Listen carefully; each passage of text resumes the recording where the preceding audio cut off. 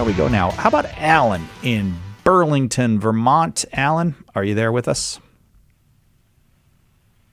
No. Yeah, I'm here. Can you guys hear me okay? Yes, we can. Thank you, Alan. Your question for Jimmy. Yeah, Jimmy, thanks for taking my call. I have a question on grace. Okay.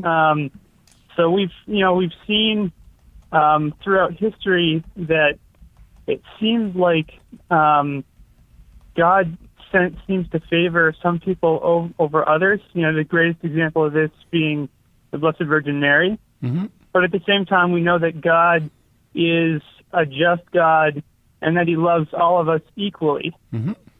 But how could a just God who loves us all equally seem to favor others, some people with more grace than others, when we know that grace is required for our holiness and salvation?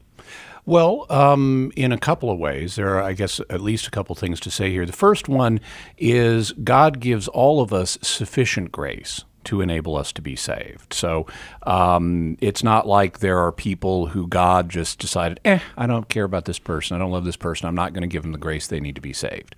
He gives everybody the grace that they need to be saved.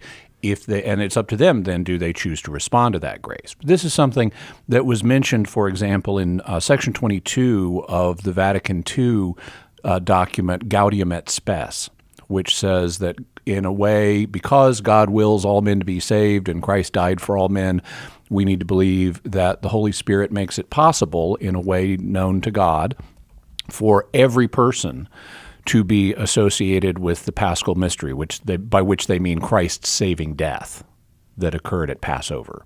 And so everybody, the Holy Spirit makes it possible for everybody to be able to receive the benefits of Christ's death and thus be saved.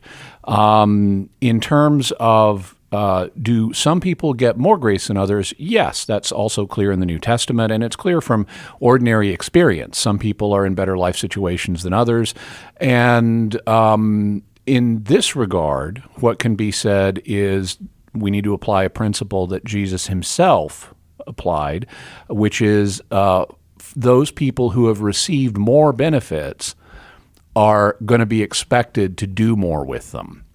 And consequently, if you have received fewer benefits, you will not be expected to do as much with them. And so, of whom many have received, those who have received much, much is expected. Those who have received little, little is expected.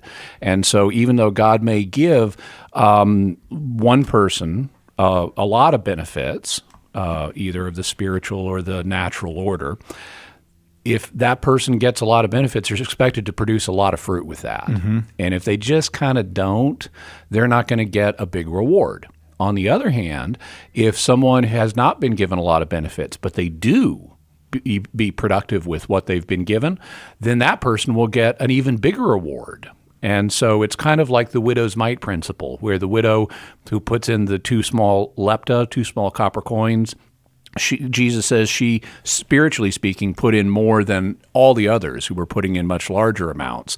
And so her reward, even though it's financially small compared to the others, her spiritual reward will be much larger. And in the same way, if you have limited graces in your life, but you use them well, your reward will be even bigger than if you had received big graces and not done that much with them.